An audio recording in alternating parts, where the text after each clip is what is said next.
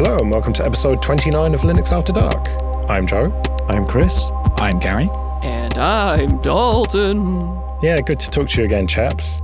As Dalton has alluded to there, this is going to be our Halloween Spooktacular episode because I looked at the calendar and realized that it's almost Halloween when this comes out. So we're going to talk about what scares us about Linux and open source, what's creepy, what feels like witchcraft. I think for me, it's the power that it has, which as you become more experienced, you take for granted. But, you know, you can recover from things. But when you want to do something, especially if you're on the command line, you just go, do this. Okay, I'll do that. Oh, I didn't want you to do that. Stop. And off it goes. And however experienced you get, this is why we have backups. That mistake is never far away, where, especially as you get more experience with scripting or automation or Ansible or any of those things, yeah, you can recover from this stuff if you've done your homework and planned for everything, but it still doesn't stop that awful feeling when you fire something off and go, off you go, oh my God. And in the moment where you realize and say, oh my God, so much can have happened. I recently started using shell check, and it caught me from doing that exact thing. So I had a script where I did rm variable /star, and it said, wait a minute, Steam tried this. They ended up deleting most people's home directories. Are you sure you want to do that? And I said, no, actually, I don't want to do that. Thank you. So use shell check, everyone. Yeah, for me, it's fairly similar. It's like the fact that I can do anything that I need to do almost on a Linux box. If I want it to be a router, it can be a router. If I want to record a podcast on it, I can record a podcast on it. If I want to use it as a display in a community center somewhere, I can do that. It's just the flexibility of it is the thing that's most astounding to me in a way that I couldn't do with any of the other big operating systems. Yeah, and I think, as I said in a previous episode, it's things like blowing the physical speakers on the laptop, which I don't think I'd ever done when I used to use Windows.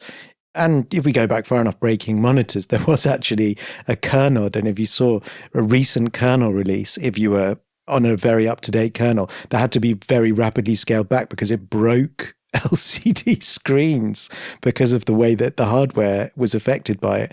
So they just said, don't update to it, and we're withdrawing it. So yes, you can balk your operating system installation, but yeah, the idea that you can get blue smoke from something that you've done with Linux is quite easy to achieve, actually.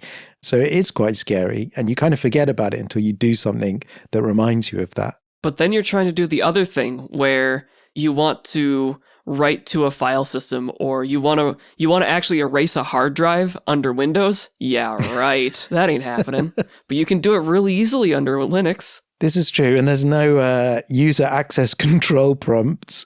You want to do this? Do you want to do this? Yes. Do you want to do this? I said yes. Do you want to do this? Yes. You typed sudo.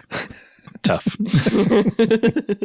My first experience of Linux felt like witchcraft to me because I was used to Windows, and the first thing I'd have to do is download a bunch of drivers, or more likely copy across a bunch of drivers that are downloaded elsewhere and install them, reboot a few times just to get my hardware working. And I remember the first time I booted up Linux, I thought, well, right, how do I get the drivers? Well, hang on, everything's working. And then I soon discovered you don't need drivers. Or if you do, that's even scarier, I suppose. But DKMS.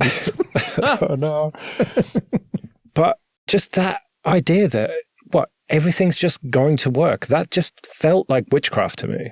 Well, for me, it was even the opposite with drivers, where I needed to use ndiswrapper, which is scary enough in itself, to get my Wi-Fi working. And the fact that I could load a Windows driver into Linux and just have it work was like you say, it was like witchcraft. Well, and Wine as well. I remember thinking, hang on, this is a completely different operating system, and yet I can just run Windows software on it, and it's generally going to work perfectly. Yeah, I had that as well. I had one of my first native Linux machines was an E701 with Xandros on. And I remember getting Office 97 to run under Wine and just being absolutely amazed that I could run like Publisher and Access and all of these things that had no equivalent at the time on Linux that was particularly usable. And they just worked perfectly. Yeah, recently I upgraded my NAS box. And so I took the existing installation and I just cloned it onto an SSD in the new one. And I was copying a file onto it and it was really slow. So I did a speed test with iPerf and I was like, right, that's gone down to 100 instead of gigabit speed. And I checked the cables, I checked the link speed, and then I looked it up and lo and behold, it was because of a driver issue with a Realtek wired connection. And so I stupidly installed a DKMS driver and then rebooted the box and the network didn't come back up and it's a headless box. So then I had to get like a USB capture card and bring it all up. And it turns out I could just use the hardware enablement kernel because it's running 2004. But to have done what I did on Windows, I was thinking back to things like disabling driver signature verification and things, to be able to just poke a driver at something on Linux. It was a stupid thing to do. That's the downside of that. In fact, it's in kernel now, and I got the performance back up to what the previous box was like. But again, the idea that you can very quickly just install, it's not the wrong driver as such. It's just slightly wrong. It was the right chipset, but for whatever reason, it didn't come back up. So yeah, that is a scary avenue to go down because it was a Friday evening. I was meant to be relaxing and I was copying one file and I thought, oh, just do this. It turned into a 2-hour project to bring it back online. You know what's scariest about Linux, though? Is how it refuses to die. Everyone's been talking about, microkernels and monolith kernels ossifying and becoming outdated software. But Linux just refuses to go that way. So now we have projects like DPDK that allows you to run basically the TCP stack in user space. Or you can go the other way and you can run user space-ish code in kernel with eBPF. It's like, no, we're not going to die like that. We've got solutions. Well, and how no project can ever truly die. They just kind of become undead because they're open source. Or they just get donated to the Apache Foundation. But you know what really scares me about Linux and open source? It's how it's presented to the world. You go to download some software and you've got a Windows logo, a Mac logo, and then Tux. I'm just like... Can you put like a lightning sound effect behind that? Tux. But you know what I mean? It just... maybe scares is the wrong word. Maybe embarrass is the better word. But I just look around at how Linux is perceived and how Linux is kind of presented to the world. That's the only way I can think about it. Not just with the Tux thing, but with a lot of the advocates for it. My wife often finds it has an image problem. She was using her laptop at work with a colleague and her headphone jack wasn't working. So she WhatsApped me and said, I'd done a kernel upgrade. And I was like, oh, it could be a kernel regression. So just hold shift, bring up the grub menu. And she's done it before. Select a previous kernel and see if it works. And she was like, oh, it works. As it wasn't a kernel regression. It worked fine. But when she mentioned all of this in front of her colleague was like, what are you running on your laptop? She's like, oh, I run Linux. Oh, and like his reaction was like, she was such a weirdo. And she's like, she often says it does appear as, I guess, partly because it's a minority choice. A lot of people are not going to come across it. We do because we actively seek out other people that are using it. But on a day-to-day basis for a lot of people, the idea that there is even another operating system for a desktop machine is still quite weird for them. Well, I think even in tech circles, it's still quite weird to be using Linux on the desktop. Like I mentioned a couple of episodes ago that I'd moved back to Linux on my work machine. And I still, when I share my screen with customers or other work colleagues, get oh, this is Ubuntu. Why are you running Ubuntu? Why would you do that every single time without fail? So yeah, it has an image problem, I think, Linux on the desktop, even within tech circles. I'm surprised that non-techie people even knew what Linux was. Yeah, not all of them do, I guess. It's changed a bit as well. I remember when I was repairing computers quite a while ago, and depending on which version of Linux you're booting, so sometimes I'd boot parted Magic, for example, and it doesn't have like a pretty Plymouth cover to the boot screen. And in fact, sometimes you don't want that.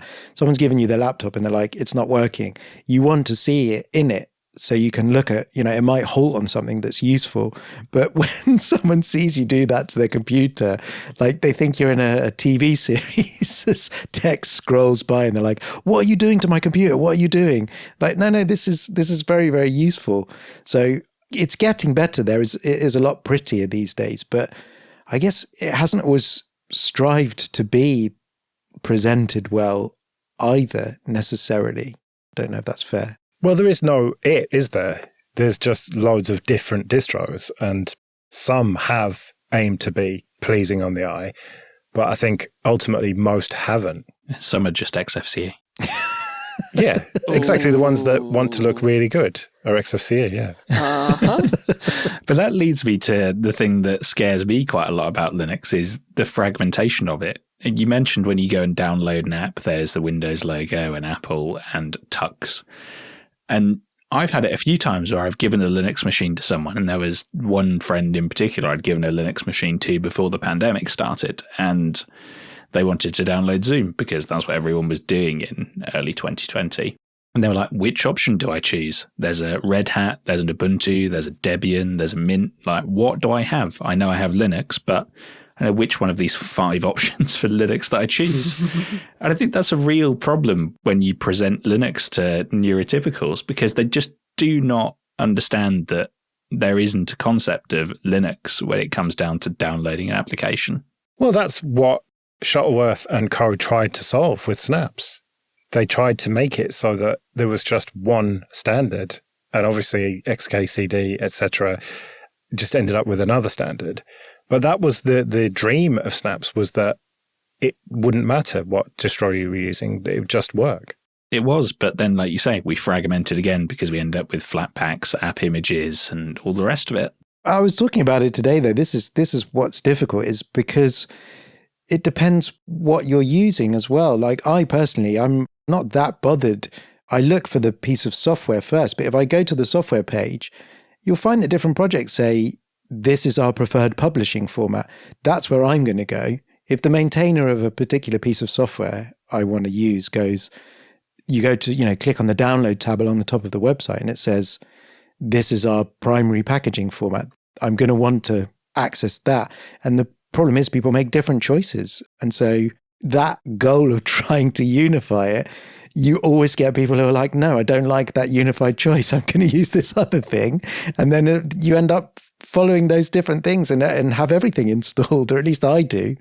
So I'd like that to work, but it's never fallen into place for me. No, and I think it's also a strength, because I think each of these packaging formats have something they do better than the other one, and each of them have something they do worse than the other one. So yeah, it's both a strength and a weakness, I think. Either way, scary. Yeah, it really is, because what's the next thing going to be? That's true, actually. That's a good point, Gary, because I'll give you a concrete example.